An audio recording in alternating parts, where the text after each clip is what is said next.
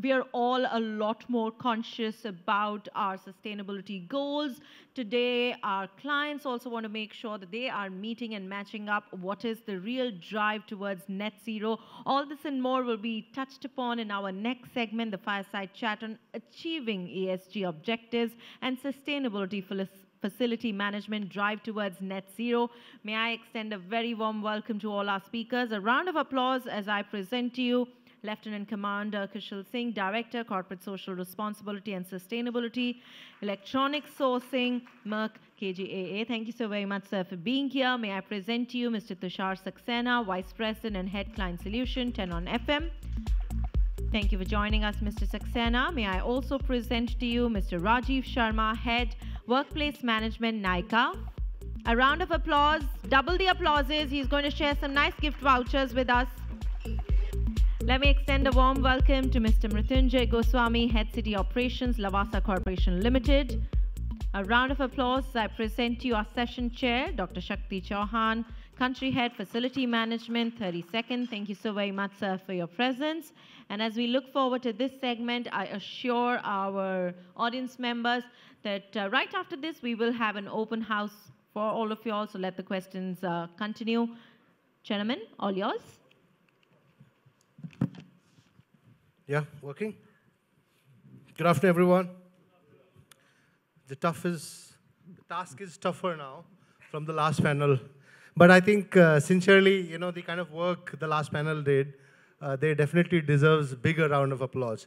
Can I request each one of you to put at least 10 seconds of clapping? 10 seconds, each one of you. Now, I just want to awake everyone as well before we start.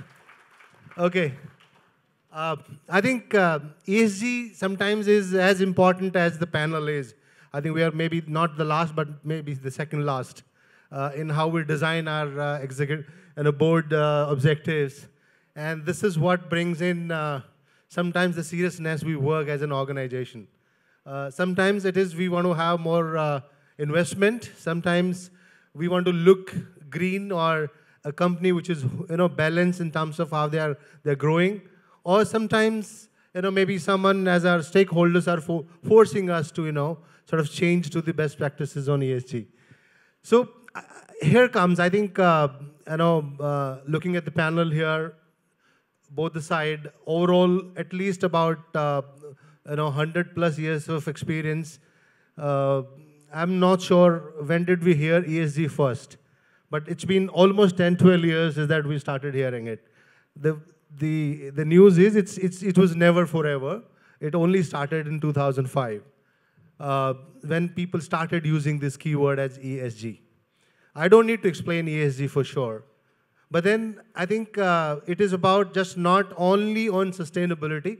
It is just not about normally people think that CSR part of it.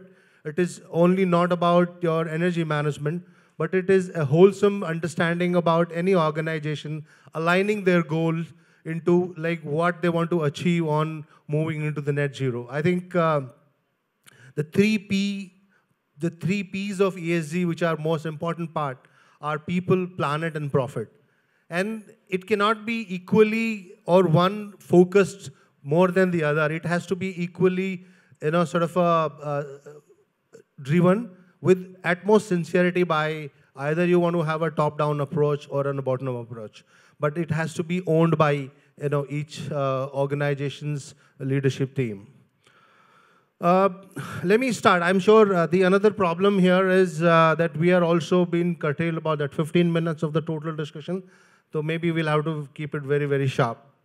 And let me move to someone who's been reporting and doing a lot of compliance. Kushal, what do you understand by that overall ESG reporting? What are the things you feel are important, and now even our government is also kind of emphasizing putting it part of the overall strategy and driving it through different organizations? Thank you, Shakti. I think you already said about what ESG and how much we know about ESG actually. So most of the times, kind of we confuse ourselves, and we only talk about one odd aspect. Maybe either we talk about environment or we talk about social or sometimes about governance. But overall, I think it's a much, much wider topic, and we cannot only just cover one and say, oh, the rest all is taken care of. I think in terms of statutory requirements, one gentleman or one speaker already covered on a couple of requirements already, and ESG being such a wider topic, it's not unfortunately covered through one single legislation. There are different kind of regulations. You know, you talk about Shops and Establishment Act, you talk about Factories Act, you talk about you know, Air Act, which is specifically about prevention of pollution, etc. But I think sometimes in 2011-12, SEBI came out with some kind of mandate which said that all those top 100 listed companies in terms of market capitalization, they need to do something called business responsibility report. So that was the mandate first time, I think, which came as a kind of regulation or statutory requirement. I think prior to that, there was nothing existing which specifically talk about ESG as such. There were, of course, as I said, there were different regulations which were in force earlier, but only covering one aspect or the other and not ESG as a whole. Even this one was also only talking about non-financial aspects and not the complete spectrum as such. But then finally, I think in 2021-22, SEBI replaced this BRR with something called business responsibility sustainability reporting, you know, which came into force from 22-23, let's say. And they also enhanced the scope in terms of, you know, who all are kind of mandated to do it. So all top 1,000 companies or entities which are listed companies, let's say SEBI or at the stock exchange, they by default need to, you know, report this on an annual basis, basically. And this was done basically just to, just in the background of maybe, you know, a lot of global concerns about, let's say, India not really following, you know, certain guidelines, maybe on child labor aspects or many other social aspects, for example, and also in line with sustainability development goals, which is a kind of mandate. Someone also spoke about this Paris Agreement, for example. So I think that's the regulatory requirement. But Shakti, as we were discussing briefly earlier, so simply having some kind of regulations and not having a kind of mindset change will not really bring any results forward. So I think having that kind of ecosystem or, you know, changing that mindset would play a very, very key role to make sure that, you know, and also to bring in the net zero aspect, because you spoke about net zero. So that's like, as every one of you knows, that India has a very, very ambitious target of becoming or achieving net zero targets by 2070. And that can only be achieved if all of us individually also have much more stronger and stringent targets, basically, to achieve net zero. So that's what I would say. Great. So I think, you know, as he just added, and I just want to explain a bit more on social, it is just not those 3 P which I said, people, planet, and profit. I think I will add 2 more, which is peace and, you know, partnership. And when it says social, it's just not about the society. It is about every person around us, you know, giving that sort of a freedom of that, you know, even that talking about the psychological safety of people and all different aspects related to the society and the other part. Let me move to MG, you know, Mrityunjoy, yes, of course. What is need to, you know, sort of explore more greener technology and use energy efficient equipments? I think this, someone just mentioned operating with the energy or, you know, sustainability is like 20% saving, designing is 40% saving.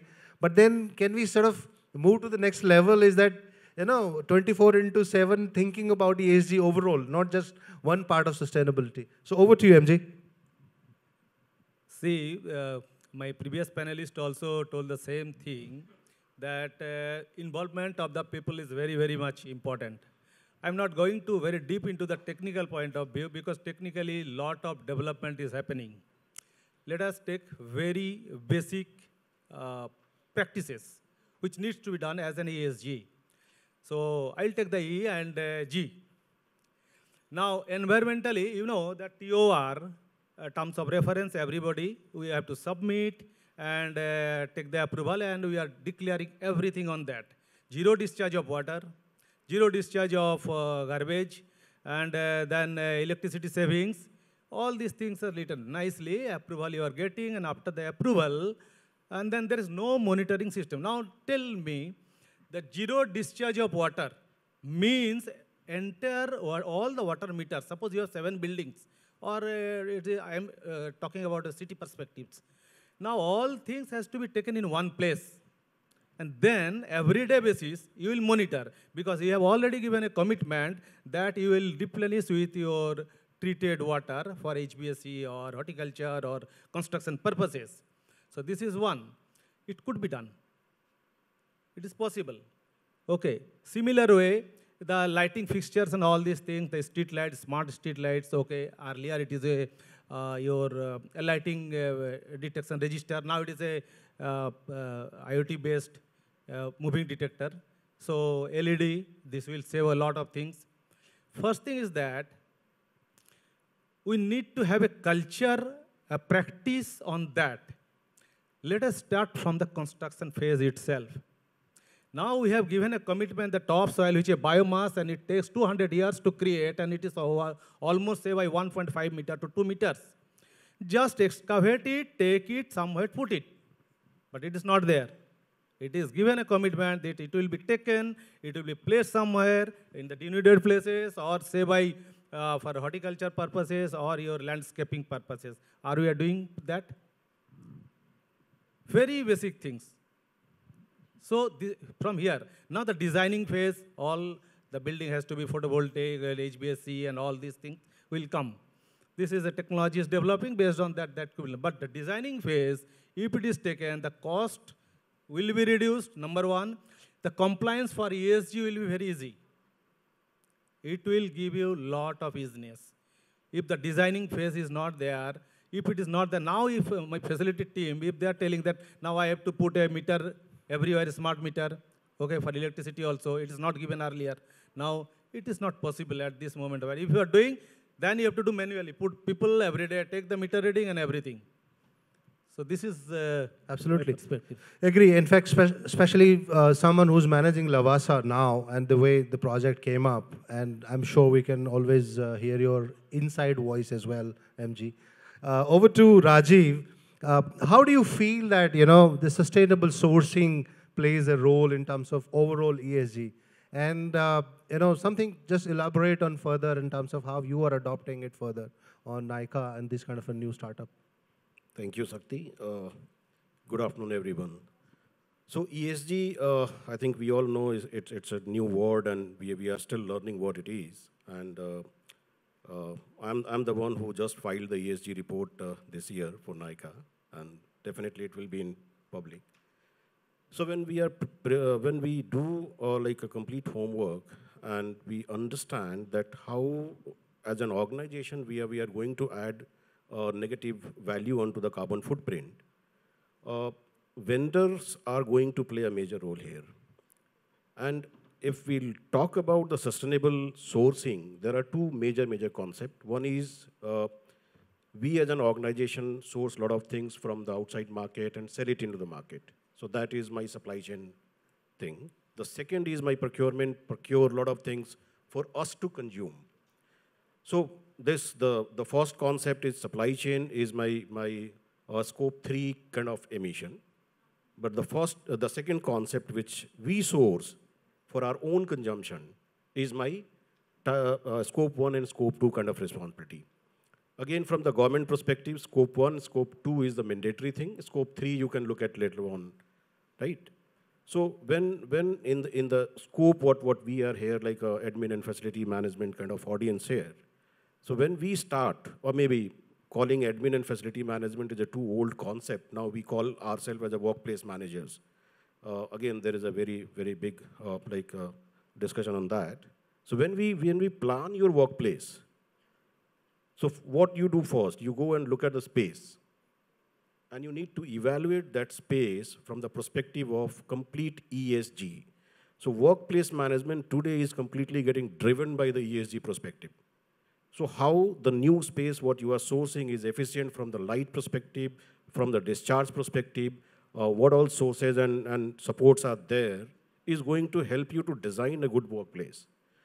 If you are going to have like 100 square feet area and you are going to put a 5-ton AC, will it be right? Definitely no. So right set of designing, what is your need? What is your DNA, right? We are close to more than 150 people or 200 people here. Everyone has a different DNA. One side of solution is not going to help each and everyone, right? So first of all, you understand who you are and what you do and what kind of activity you are going to run from that kind of space. Design appropriately, keeping all your ESG parameters in mind. ESG is not only like energy. It is your social. Social is your employee.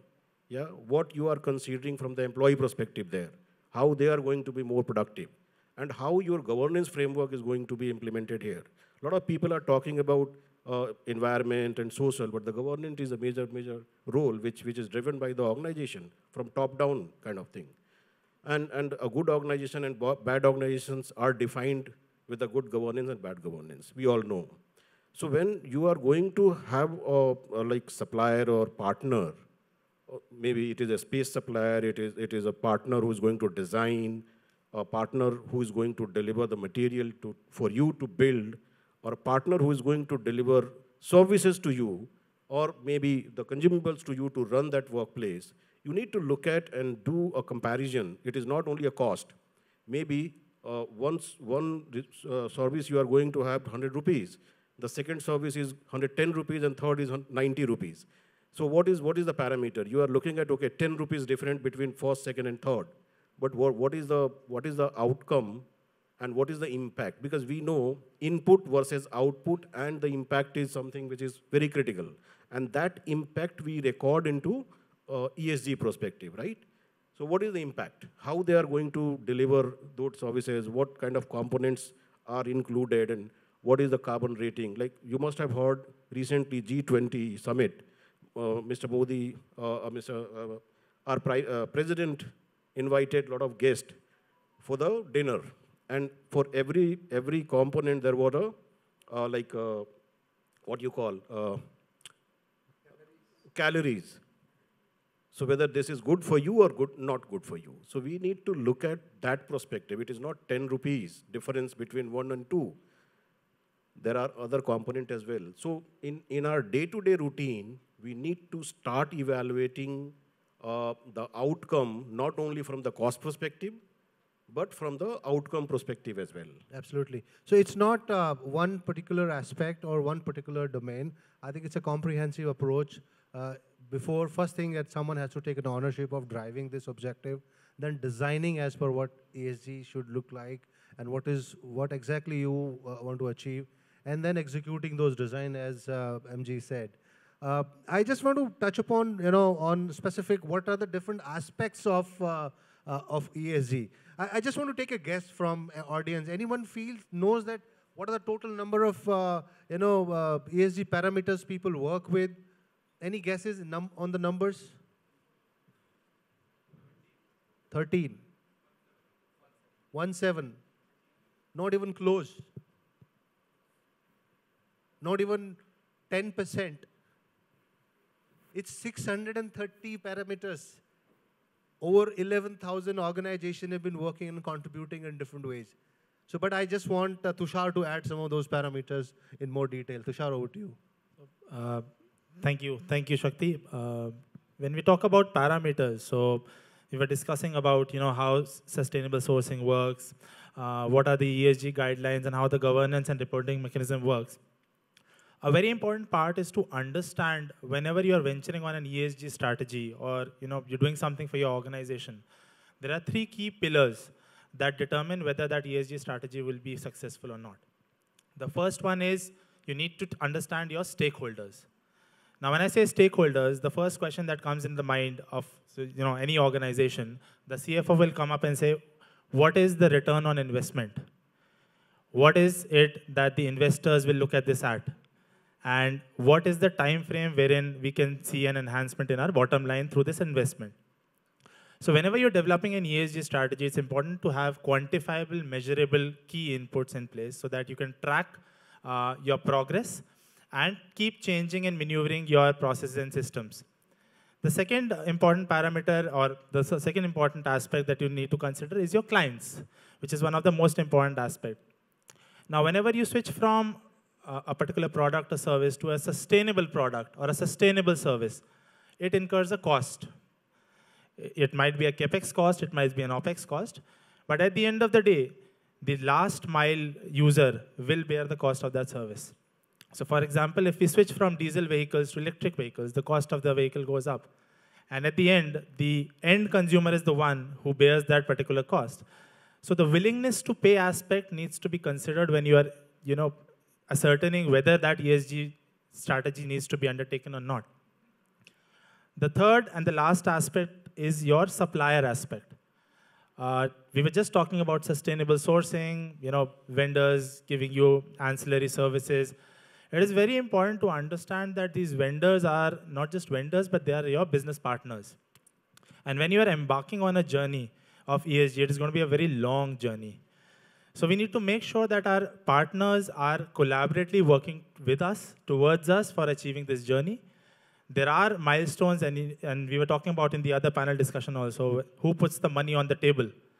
So I think it should be more of a collaborative effort, wherein both the client as well as the user, the partner, works collaboratively towards governing and making a sustainable long-term business model. And one last aspect that we were discussing over the last, I was hearing the conversations that happened, Tanmay also mentioned this. There is a plethora of technology solutions available in the market. The problem today is we are not able to comprehend and understand what fits your purpose. So if you are a manufacturing firm, your technology solution offering should be different. If you are a corporate, it will be different. The easiest way is to understand a technology solution is the ability for the last mile man to understand how it works. You may be able to get a lot of dashboards in place, but unless and until the last mile man punches in the system, he will not be able to adopt that technology. So all these parameters knitted by technology and governance play a vital role when you are embarking on an ESG strategy. So quick one on the more impact or the benefits of that net zero. Maybe you want to touch upon too. So when we talk about net zero and what impact does it have, so I feel that once you do these ratings, you improve. The most important aspect is for us to understand that we can work in I shouldn't say this, but we work in a country wherein we work on a push approach rather than a pull approach. So unless there is a mandate for you to publish your ESG score, you will not do it. So only the top 1,000 companies by market cap will publish it. However, the remaining lot of 95% companies have not even started their ESG journey yet. And that is something which is very, very important because the government is tightening its strings. It is actually formulating a strategy wherein it encompasses whatever they find out of these 1,000 companies. And then it will be a mandate like any other company, to publish their ESG score. So it's better to start now than tomorrow. As you go along in the ESG journey, it will give you a return on investment in the long run. So your operational margins will increase. The important aspect is your goodwill in the market will increase. Customer perceptions plays a very, very big role when it comes to the ESG journey. So, for example, when you resonate with Tatas resonate with trust, integrity. Those are two aspects that they're always there. So, for us also, it is important to understand what you would like to resonate yourself with. And that is why this ESG journey is a very, very important aspect that will play a key and vital role in the coming decade. Super. I think that basically gives a bit of a summary in terms of what we should. So I'll again sort of take you back from how we kind of move to the net zero part. And it is, as I said, all of the panelists have added their expert comments about not emphasizing one part, but taking a wholesome approach, a comprehensive way forward. And it's a way of living, a way of the life for specifically that organization. I think it is not about one aspect, but it is about 24/7 living those values. When I said 630 parameters, when from 24 hours of our life, I think most of them touch our life every day and multiple times. So I think all those things we need to be really aware enough to take those journey together. I believe, but then at the same time, what I keep saying every time to everyone in every forum when I speak, it is about it depends on the leadership we carry ourselves. I think how impactful we are in terms of bringing those changes. How are we demonstrating to people around us? How are we demonstrating as leader or in the boardroom in terms of bringing in those changes? How powerful, how sincere we are in sort of our behavior, walking the talk to just bring in those sort of changes and bring in that overall sustainable approach to any organization. I think this is what we have all to offer. Knowing the paucity of time and everyone else waiting to speak, we would like to thank each one of you for adding such a privileged comment here, and thank you so much. And thank you everyone for listening to us patiently. Happy to have any questions in case someone wants. We definitely have questions, and may I request for a microphone to be passed on to Sir, please? Yes, sir. Hi, Shakti and Tushar. Like how you mentioned that there are 635 parameters on which organization need to maintain the ESG compliances. So is there any parameter like, industry specific as per as the size of the organizations, like as per their capital, as per their employee size, as per their, nature of work? So is there any parameter which has been decided by any competent authority, like how Tushar said that later, that sooner, why to wait to start it later? Why not we should start sooner? So if there are 635 parameters, then if we will start right now, then how many parameters will be applicable as per the size of the organizations? You want to take up? So when we say 635 parameters, we need to understand where these parameters came from. Now, as we know, our Western counterparts are much more mature in terms of ESG. And as ESG came into play, we adopted this approach from the Western culture. Now, there are certain rating agencies that are now operating in the country by the name of EcoVadis and ancillary rating agencies. These parameters were primarily picked up from those rating agencies and how the Western culture functions. But the important aspect is the government, when it formulated the BRSR, so that was the governing authority formulated in the year 2018, wherein they said that, we are going to test this over a period of 3 or 4 years. In 2020, till 21-22, it was voluntary. In 22-23, it became mandatory for the top 1,000 companies. So as I said, what they're trying to do is they're going to filter out the ESG scoring on different parameters.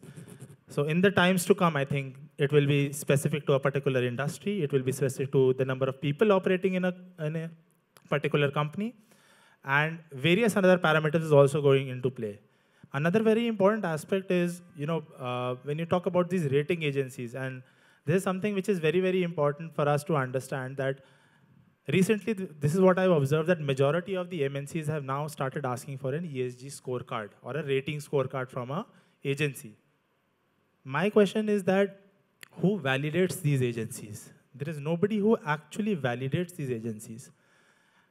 This is another form of this is my personal view, this is a form of another business venture that has cropped up, wherein, these agencies are also making it a mandate to publish the scores. However, there is a take that, these agencies will also be rated. Now there will be another governing body who will rate these agencies. So we are hopeful that as time moves on, this will become a little more structured in the Indian market, and by 2025-26, we should be able to, formulate a plan. I think also we already referred to the SEBI mandate, which is BRSR, for example. For us, that's the Bible right now. I think predominantly, as I said, we keep mixing up things. So predominantly, we are talking about E aspect, which is quite specific to the industry. Like it could be different for the banking or financial markets. It could be different for the manufacturing one. And I think the reports or the assessments or the audits, what we are referring to, like EcoVadis or TFS, those kind of audits, they actually, classify and have different set of questions and questionnaires for the specific kind of industry. I'm sure, everything will be Yes, you industry may specific. see in future, because as it said, even 630 is not recognized by government India, especially right now. It is from that West market only. And it is in different pieces. Let's say the human factor is not, when we say safety of the workplaces, you talk about the emotional safety part, emotional health part. There are a lot of other things which are cropping up. Now, the government is also getting aware and then adding where all. It could be about human resource or about, sustainable thing and anything. But yes, we are moving towards that bit more awareness, and that's the best part. But again, Shakti, I think we need to keep this in mind, that the two aspects, which is S and G, that's predominantly going to be the common across all industries. As I said, E could vary because you have different size of the factory, factories or manufacturing That is my operations, query, etc. yes. Yeah. Absolutely. And this is a topic we possibly can talk rest of the day, believe me. This is endless and evolving still. Thank you. Thanks. Thank you so very much. there's a question. We will pass on the microphone to the lovely lady right there. And I truly Last do question. hope that we are changing the trend. I would love to see more women join the facilities industry. So to our counterparts, let's hear it up for the women in the hall, please. Yes. Thank you. Ma'am, all yours. Saving on energy. Okay. So, a quick question to anyone in the audience or even the panel. When we talk of sustainability of the environment, correct? The only resources that last are the ones we renew, both outside us and inside us. And I'm curious to know, in this wonderful gathering of senior leaders, what are we doing to build the energy levels of our employee and prevent their burnout? Because that is also sustainability of their energy levels. What policies do we have in place, processes that are put in place? What sensors do we have to monitor, map, audit, improve those? Thank you. रुलाओगे क्या? So that's कुछ तो बोलिए. So I think it's everyone, सभी लोग भरे बैठे हैं यहाँ पर इस. And especially when you choose this field of facility management, there is no 9-hour, 10-hour job. It's 24 into इसीलिए 7. तो ये सवाल is more. See, all of us are interested. सबकी knowingly आंखों have में not आंसू touched है. In general, I think हाँ. I got it. I think what Yes. she's trying. Maybe I can add a little bit. Yeah, please. Interested से invest कैसे होंगे वो बताइए. So, Doctor, I can tell you, I think this is a huge challenge and responsibility on each and every organization to look at, the health and well-being part, I think, and to keep them engaged and motivated, right? And I think, of course, we can't say that there's a standard benchmark how you should do it, but different companies for sure are doing it in a different way. Like when I spoke about, we keep talking about mental health these days, right? That's something which is very, very important. And I think a lot of organizations are already having some kind of either, consultants or some kind of organizations on board to provide that consultation to their employees, whosoever needs it. Another topic could be, we recently heard about,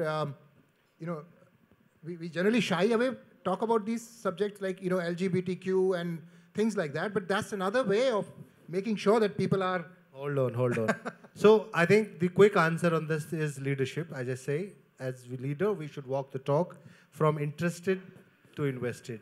I think if we do it, we demonstrate, and if we are concerned, if we are sincere about taking these changes and really want to help our people in terms of their energy sustainability of their overall, I think that's the change which will bring. If we feel that we want to demonstrate as a busy-looking leaders, who don't have time to speak to their team, I don't think we are creating a great culture in any organization. Shakti, I just wanted to add on here.